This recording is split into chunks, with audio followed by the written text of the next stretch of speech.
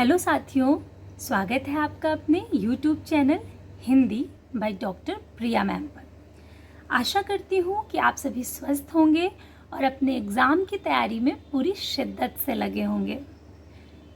आपकी उसी तैयारी में मदद के लिए मैं लेकर आई हूँ आपके लिए आज का ये वीडियो। जैसा कि हम लोगों ने इसके पहले वाले वीडियो में वैदिक संस्कृत और लौकिक संस्कृत के बारे में जाना था, तो अब हम उसके आगे पढ़ेंगे। हम लोग पढ़ रहे हैं इस वक्त आर्य भाषाएं। आर्य भाषाओं में पिछले वीडियो में हमने पढ़ा वैदिक संस्कृत और लौकिक संस्कृत के बारे में। अब हम पढ़ेंगे पाली, फिर प्राकृत और फिर अपभ्रंश, और उसके बाद उसी का उत्तरकालीन रूप अवहट्ट। उसके बाद आएगी हमारी हिंदी। तो वैदिक संस्कृत और लौकिक संस्कृत हमने जो पढ़ा था, ये आता है हमारा प्राचीन भारतीय आर्य भाषाओं में। यानी वैदिक संस्कृत और लौकिक संस्कृत प्राचीन भारतीय आर्य भाषाएं हैं। पाली, प्राकृत और अपभ्रंश आती हैं मध्यकालीन आर्य भाषाओं में, और हिंदी, उसकी उपबोलियां आदि जो भी भाषाएं हम पढ़ेंगे वो आएंगी आधुनिक भारतीय आर्य भाषाओं में।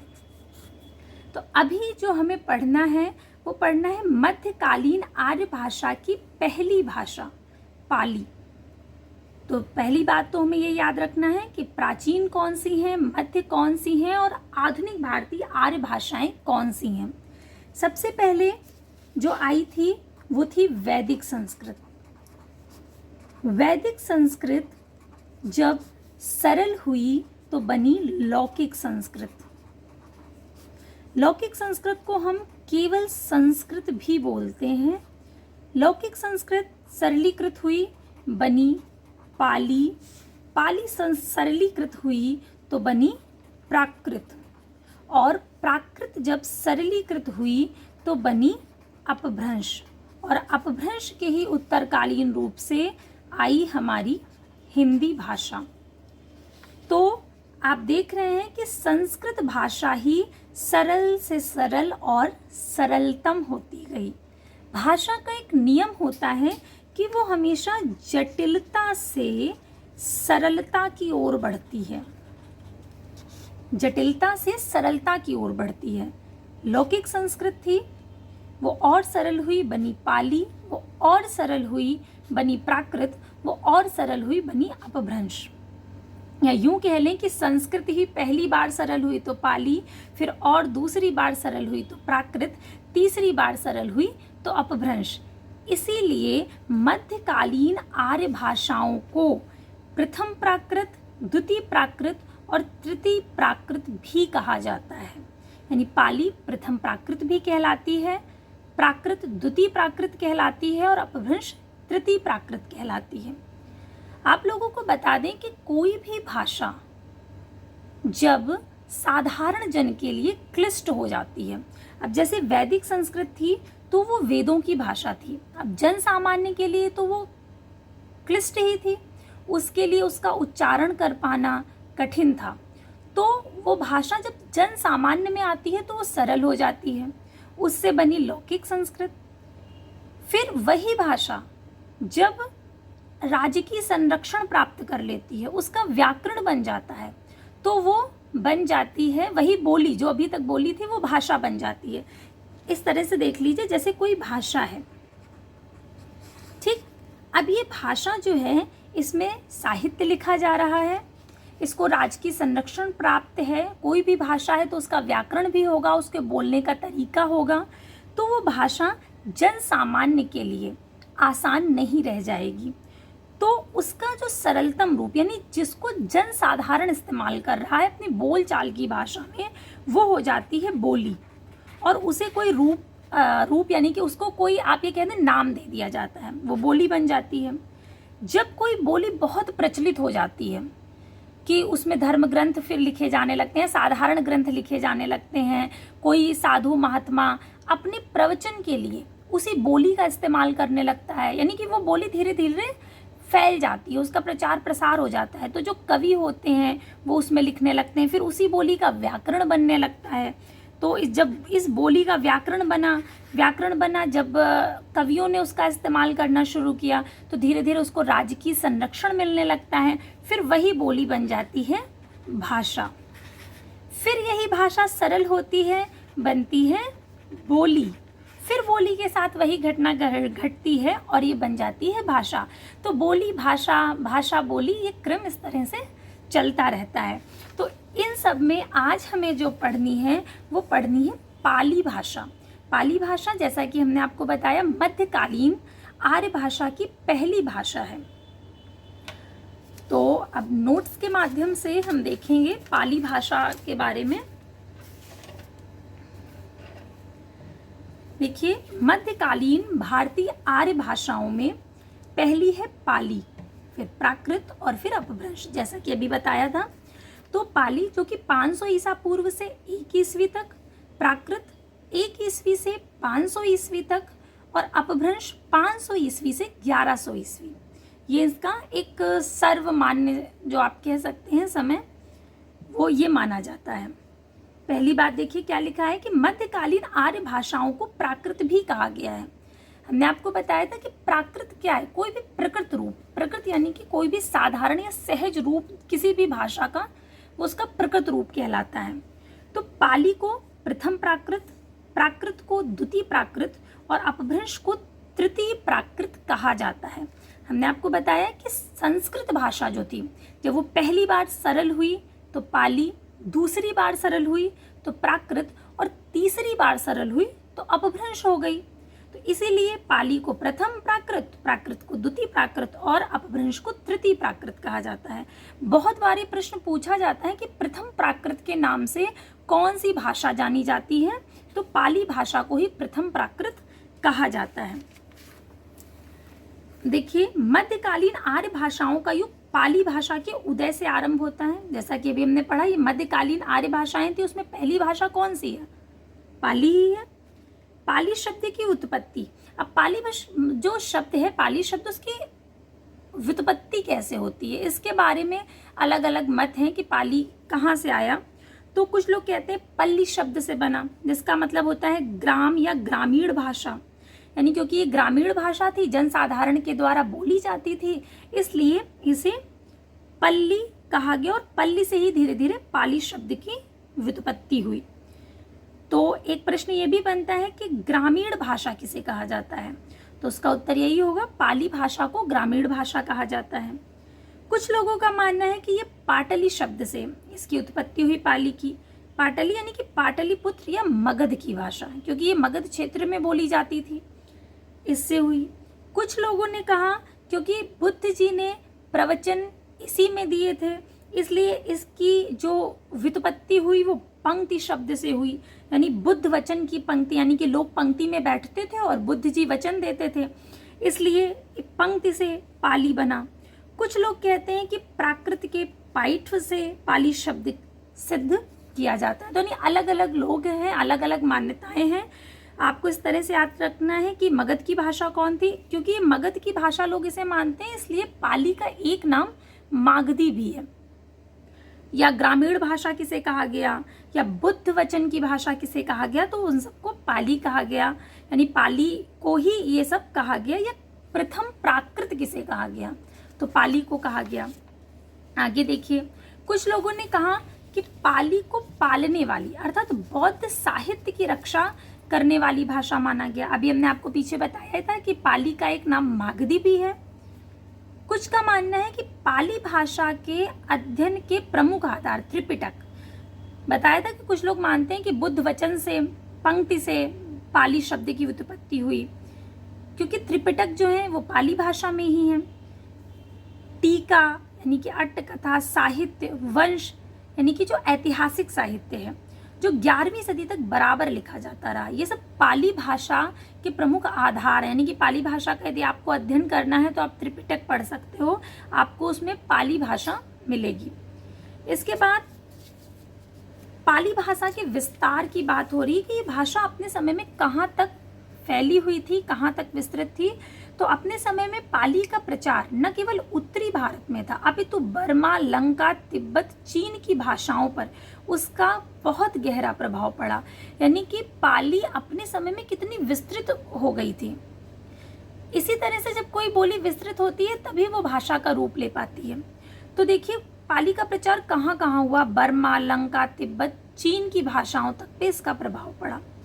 अब पाली शब्द को लेकर के जो अलग अलग मान्यताएं हैं उनके बारे में हम बात करेंगे। जैसा कि हमने आपको बताया था कि पाली क्या है, प्रथम प्राकृत है। प्राकृत यानी कि प्रकृत रूप। संस्कृत से निकली प्राकृत, संस्कृत से निकली तीनों प्राकृत के बारे में बात हो रही है। देखिए मार्कंडेय जी क्या कह रहे हैं कि प्रकृति संस्कृतम तत्र भवन भवम प्राकृत मुच्यते, यानी प्रकृति या मूल संस्कृत है और उससे जन्मी भाषा को प्राकृत कहते हैं। वही बात है, हमने आपको बताया था कि मूल क्या है, संस्कृत। जब संस्कृत सरलीकृत हुई, उसने खुद को सहज किया तो वो प्राकृत बन गई। लक्ष्मीधर जी भी यही मानते हैं कि प्रकृति संस्कृतायास्तु विकृता प्राकृति मता, यानी प्रकृत संस्कृत की विकृति प्राकृत है। यानी मूल जो है वो संस्कृत है, प्रकृत संस्कृत है, उससे जो विकृति उत्पन्न हुई यानी उसका जो सरलीकरण हुआ, सहजीकरण हुआ, वो प्राकृत है। यही बात हेमचंद्र जी भी कह रहे हैं, प्रकृति संस्कृतम तत्र भवम तत् आगर्त वा प्राकृतम, यानी कि मूल संस्कृत ही और उसी से आई हुई प्राकृत है। वासुदेव जी की भी यही मान्यता है कि प्राकृतस्य सर्वमेव संस्कृत योनि, प्राकृत की जननी संस्कृत है। तो इस तरह से हमने ये चीज समझी कि पाली क्या है, संस्कृत का ही सरलीकृत रूप पाली है। यानी संस्कृत ने जब जनसाधारण द्वारा खुद को सहज कर लिया, सरल कर लिया, तो वो भाषा बनी पाली। पाली भाषा की जो महत्वपूर्ण विशेषताएं हैं वो हम उन पे चर्चा करेंगे। देखिए हम बार बार कह रहे हैं कि पाली क्या है, संस्कृत का सरलीकृत रूप। संस्कृत ने स्वयं को सहज करके पाली भाषा को जन्म दिया। तो अब देखिए जो भी कठिन चीजें हैं वो हटती जाएंगी और जो भी सरल हो सकता है, जो भी सरल संभावित है वो आएगा। तो अब री है, री की मात्रा साधारणतः लोगों को कठिन लगती है, बच्चों को भी री की मात्रा पढ़ने में लिखने में आपने देखा होगा कठिन लगती है। तो जब री कठिन है तो वो धीरे धीरे हटने लगा। री की जगह पे आ गया, री की जगह पे ई आया, ऊ आया और री आया। कैसे, देखिए नृत्य में री था, ये हटके आ ही शेष रह गया, नच बन गया। ऐसे तृण से तीर्ण बना, वृद्धा से देखिए वा में री की मात्रा है, इसमें ऊ की मात्रा हो गई। यानी क्या क्या इस्तेमाल हो रहा है, आ इस्तेमाल हो रहा है, ई इस्तेमाल हो रहा है, ऊ और री। री आपने बहुत बार अभी भी देखा होगा कि इस तरह से लोग लिखते हैं, तो इस तरह से हुआ। तो री के स्थान पे आपको ध्यान रखना है कौन कौन से स्वर इस्तेमाल होने लगे या कौन कौन से वर्ण इस्तेमाल होने लगे। तो आ, ई, ऊ और री। इसी तरह से पाली में ए के स्थान पर ए और औ के स्थान पर ओ प्रयुक्त होने लगा। अब देखिए ए क्या है, उसमें तो दो मात्राएं लगेंगी, यानी कि डबल मात्रा होती है, तो अब उसको तो सरल करना है। तो सरल करने के लिए क्या किया गया, एक कर दिया गया। औ में दो थी, एक कर दिया गया। मौन होता है, मौन हो गया। इसी तरह से अय और अव परिवर्तित होकर ए और ओ उच्चरित होने लगे। पालयति का पालेति हो गया, लवण का लोण हो गया। यानी जो भी सरल हो सकता है। अब देखिए अगला क्या है, आ से जुड़ा विसर्ग, यानी आ के साथ जो विसर्ग, विसर्ग वैसे भी कठिन लगता है, तो उसको सरल बनाने के लिए क्या हुआ, आ की जगह ओ इस्तेमाल होने लगा। जहां पर भी जैसे देवा था तो देवो शब्द बन गया और धीरे धीरे विसर्ग विलुप्त ही होने लगे थे, समाप्त हो गए थे पाली भाषा में विसर्ग। फिर उसके बाद देखिए संयुक्त व्यंजन से पहले दीर्घ स्वर ह्रस्व हो गया। अब संयुक्त व्यंजन देखिए त्रा जो है संयुक्त है, त्रा कैसे बनता है, ता और रा से त्रा बना है। उसके पहले का जो है व्यंजन वो क्या होगा, दीर्घ ना रह करके क्या हो गया है, ह्रस्व। सूत्र सुत बन गया, यानी कि छोटी मात्रा आ गई बड़ी मात्रा की जगह। अगर साधारण भाषा में हम कहें तो शा और शा दोनों का उच्चारण सा हो गया, यानी एक ही सा बचा, दंत सा। बाकी मूर्धन्य और तालव्य शा जो थे वो समाप्त हो गए। देखिए, नाशयति से नासेति, शकुन से सकुण, विष से विष, तेषु से तेसु, कोश से कोस, यानी कि केवल एक ही सा शेष रह गया। अंत में आने वाले व्यंजन का भी लोप हुआ। भगवान, आखिरी में व्यंजन में देखिए विसर्ग लगा हुआ है, व्यंजन है तो उसे भगवा कर दिया गया। यावत से याव बन गया। पाली में व्यंजनांत शब्द है ही नहीं। इस तरह के जो शब्द थे पाली में लगभग वो समाप्त ही कर दिए गए। आपको ना के बराबर ही मिलेंगे ऐसे शब्द। तो आप देख रहे हैं कैसे जो जो चीजें सरल हो सकती हैं वो सरल हो रही हैं। संयुक्त व्यंजन लगभग समाप्त हो गए थे। अब संयुक्त व्यंजन वो भी कठिन लगते थे तो वो भी धीरे धीरे क्या हुए, समाप्त होने लगे। उनके स्थान पर द्वित्व व्यंजन का प्रयोग आरंभ हो गया। जैसे पुत्र से पुत्तो बना, कर्म से कम बना। अब साधारण देखिए, हम धर्म बोलेंगे तो कठिन लगेगा, तो धर्म की जगह चलो धम्म बोल देते हैं, सरल लग रहा है। यानी सरलतम, जैसे आपको हम घर से जुड़ा हुआ एक उदाहरण दें, ऐसे करके आपके यहाँ पूजा में एक चिन्ह बनता है जिसको कहते हैं स्वास्तिक। ठीक, ये स्वास्तिक होता है। लेकिन आपने जनसाधारण में, लोक साधारण में यदि किसी के मुख से सुना होगा तो इसे सतिया बोलते हैं, लेकिन इसका वास्तविक नाम क्या है, स्वास्तिक। लेकिन जब ये सहज हो गया तो ये सतिया बन गया। इसी तरह से सारे जो शब्द थे संस्कृत के वो सहज हो रहे थे, सरल हो रहे थे। तो उसी तरह से धर्म से धम्म बना और कर्म से कम। आदि स्वर का लोप होने लगा। जैसे आदि स्वर का मतलब है जहां पे आरंभ में स्वर आए, तो अलंकार से लंकार शब्द बन गया। इसी तरह से स्वर का दीर्घीकरण हो गया। अलिंद से आलिंद हुआ, अजिर से आजिर हुआ। ठीक इसी तरह से देखिए अगला क्या है कि दो स्वरों के बीच में आने वाले ध ग ध, गा घा गा और धा के स्थान पर केवल हा इस्तेमाल होने लगा। जैसे रुधिर की जगह रुहिर इस्तेमाल हुआ। जो अल्प प्राण व्यंजन थे उनका महाप्राणीकरण हो गया। जैसे कील से शब्द बना खील, और परसु से शब्द बना फरसु। अब कील शब्द क्या है, ये अल्प प्राण, आपने शब्द पढ़े होंगे, अल्प प्राण महाप्राण, सॉरी शब्द नहीं वर्ण, अल्प प्राण और महाप्राण होते हैं व्यंजन। तो वो व्यंजन क से ख हो गया। जैसे क ख ग घ ऐसे है।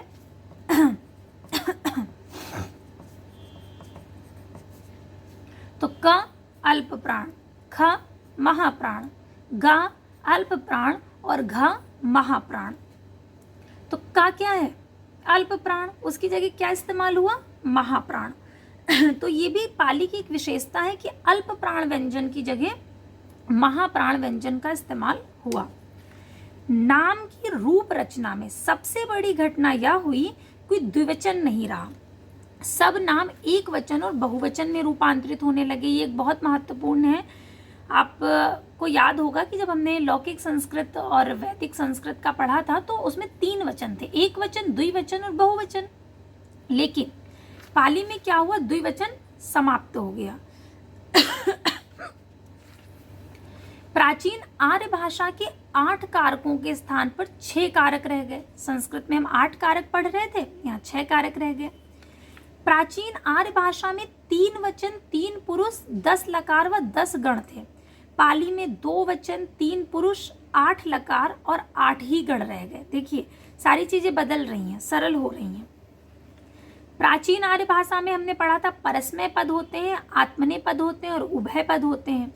पाली में सिर्फ परस्मय पद रह गए, यानी कि न आत्मनेय पद बचे न उभय पद बचे, केवल कौन सा बचा, परस्मय पद। वाक्य में पदों का स्थान इधर से उधर हो सकता है क्योंकि संस्कृत की तरह पाली भी संयोगात्मक भाषा है। इस चीज का आपको याद रखना है, बहुत बार पूछा जाता है कि पाली भाषा कैसी थी, संयोगात्मक या वियोगात्मक। तो पाली भी संस्कृत की तरह ही संयोगात्मक भाषा थी। वो संस्कृत से सरल जरूर हुई थी लेकिन संयोगात्मक ही थी, यानी इसमें भी आप कोई भी पद इधर से उधर रख दोगे तो अर्थ वही रहेगा। धम्म पद को बौद्ध धर्म की गीता कहा जाता है। ये चीज आपको याद रखनी है कि बहुत बार पूछा जाता है कि बौद्ध धर्म की गीता क्या है, तो धम्म पद। और सम्राट अशोक के जो शिलालेख हैं वो भी पाली भाषा में ही मिलते हैं। ईसवी पूर्व के 2 अभिलेख कलिंगराज खारवेल का हाथी गुम्फा वाला और दूसरा यवन राजदूत हेलियोडोरस का बेस नगर वाला, जीएस में आप पढ़ते होंगे, इन दोनों की भाषा पाली से मिलती जुलती, यानी आप इसमें पाली भाषा का विस्तार देख सकते हैं कि कितनी विस्तारित हो गई थी ये भाषा। अंत में एक बात जो आपको याद रखनी है कि डॉक्टर भोलानाथ तिवारी जी ने पाली में ध्वनियों की जो संख्या बताई है वो 47 बताई है, 47। तो इस तरह से हमने पाली भाषा की व्युत्पत्ति और पाली भाषा की कुछ महत्वपूर्ण प्रमुख जो विशेषताएं थी उनको देखा कि किस तरह से संस्कृत का ही सरलीकृत रूप पाली है। तो अगर आपको इससे कुछ मदद मिले या आप लोग ये नोट्स चाहते हो तो आप बोल दीजिएगा, कमेंट बॉक्स में आप कमेंट करिएगा, मैं ये नोट्स आपको उपलब्ध करा दूंगी। धन्यवाद।